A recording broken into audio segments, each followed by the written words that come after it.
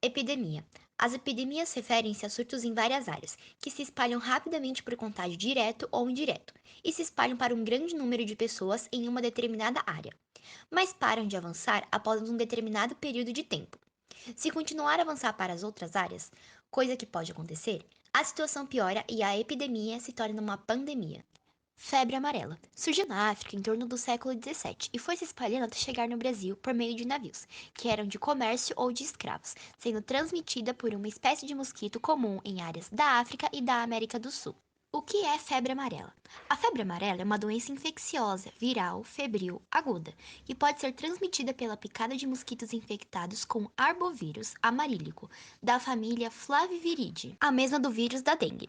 O arbovírus é transmitido pelo mosquito pertencentes à espécie Aedes e Haemogogo, sendo assim, não há transmissão direta de pessoa a pessoa. A febre amarela possui grande importância nos estudos sobre surtos de doenças, por causa da sua gravidade clínica e potencial de disseminação em áreas urbanas infestadas pelo mosquito Aedes aegypti. Existem três formas conhecidas de febre amarela. São elas: febre amarela silvestre. A febre amarela silvestre é quando há transmissão em área rural ou de floresta, sendo assim é transmitida pelos mosquitos dos gêneros Haemogogus e Sabetes. Os mosquitos se infectam ao picarem primatas com febre amarela silvestre e acabam transmitindo o vírus para seres humanos moradores desta região. Além disso, é do tipo de febre amarela registrada em território brasileiro. A febre amarela intermédia é o tipo de transmissão de os mosquitos semidomésticos, o que proliferam tanto na selva como junto das casas, infectam tanto os macacos como as pessoas. Febre amarela urbana.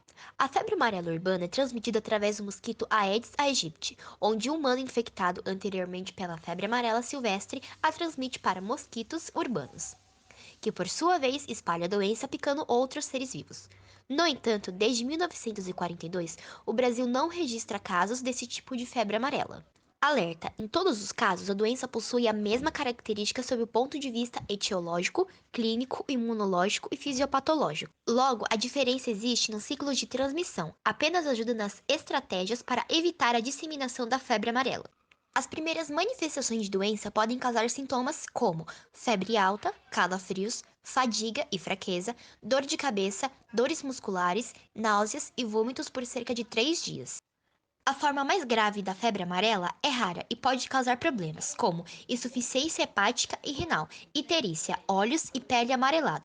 Manifestações hemorrágicas, especialmente a partir do trato gastrointestinal, eventualmente insuficiência múltipla de órgãos, choque, cansaço intenso, podendo levar à morte. A maioria dos infectados se recupera bem e adquire imunização permanente contra o vírus, o que quer dizer que, depois que se recuperam, não são mais suscetíveis à doença. Como prevenir a febre amarela? A prevenção à febre amarela pode ser feita em duas frentes, por meio da vacinação e da contenção do avanço do mosquito. Evite acúmulos de água onde o mosquito possa se desenvolver. São locais como pneus, garrafa d'água e pratinhos de planta. Certos tipos de folhagem, como a bromélia e a espada de São Jorge, também podem acabar por armazenar água quando expostas ao ar livre, permitindo o surgimento de larvas de mosquito. No entanto, a maior e melhor forma de prevenir a febre amarela é por meio da vacinação. Malária. O que é malária? A malária é uma doença infecciosa febril aguda, causada por protozoários transmitidos pela fêmea infectada do mosquito Anopheles. Ela pode ser provocada por 4 protozoários do gênero Plasmodium: Plasmodium falciparum, Plasmodium vivax, Plasmodium malariae e Plasmodium ovale. Transmissão. A transmissão da malária acontece através da picada da fêmea do mosquito Anopheles infectado, que adquiriu o parasita ao picar uma pessoa infectada pela doença. É importante lembrar que a malária não é contagiosa, ou seja, não é transmitida de uma pessoa para outra, exceto em casos mais raros de compartilhamento de seringas, agulhas infectadas, transfusões mal controladas ou parto. Geralmente, o mosquito pica as pessoas durante o entardecer ou anoitecer. Os locais de maior risco de contaminação são a América do Sul, América Central, África e parte da Ásia, principalmente locais com água limpa com pouca corrente, umidade e com temperatura entre 20 e 30 graus Celsius. No Brasil, os estados mais afetados pela malária são Amazonas, Roraima, Acre, Tocantins, Pará, Amapá, Mato Grosso, Maranhão e Rondônia. Como a doença se comporta? Por meio da picada do mosquito Anopheles infectado, os parasitos são injetados no organismo, alcançando a corrente sanguínea e chegando rapidamente ao fígado, onde se multiplicam de forma intensa e veloz.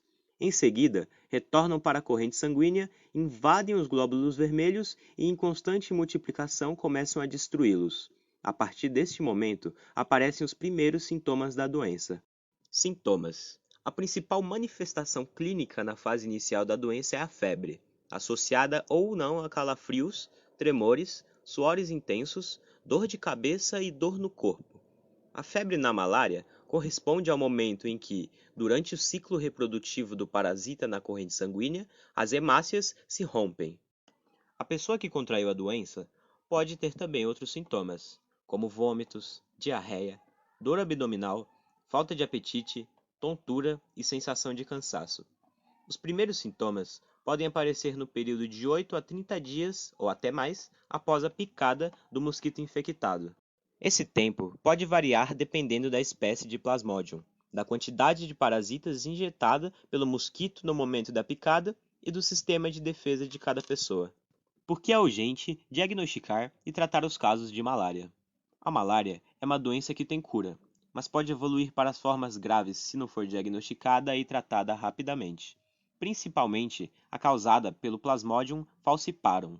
Diagnosticar e tratar corretamente o paciente na fase inicial da doença pode fazer a diferença.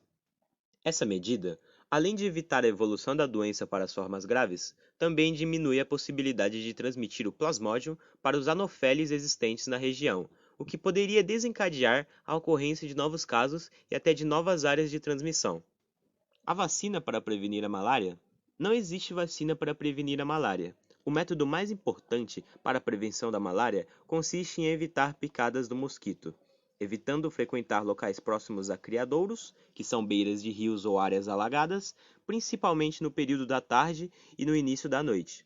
Usar calças, camisas de manga longa e usar repelentes nas áreas do corpo não protegidas. E também evite o acúmulo de água parada, para impedir a ovoposição e nascimento de novos mosquitos. Prevenção. Entre as principais medidas de prevenção individual da malária estão o uso de mosquiteiros, roupas que protegem pernas e braços, telas em portas de janelas e uso de repelentes. Por outro lado, as medidas de prevenção coletiva contra a malária são borrifação intradomiciliar, uso de mosquiteiros, drenagem, pequenas obras de saneamento para eliminação de criadouros do vetor, aterro, limpeza das margens dos criadouros, modificação do fluxo da água, controle da vegetação aquática, melhoramento da moradia e das condições de trabalho e uso racional da terra.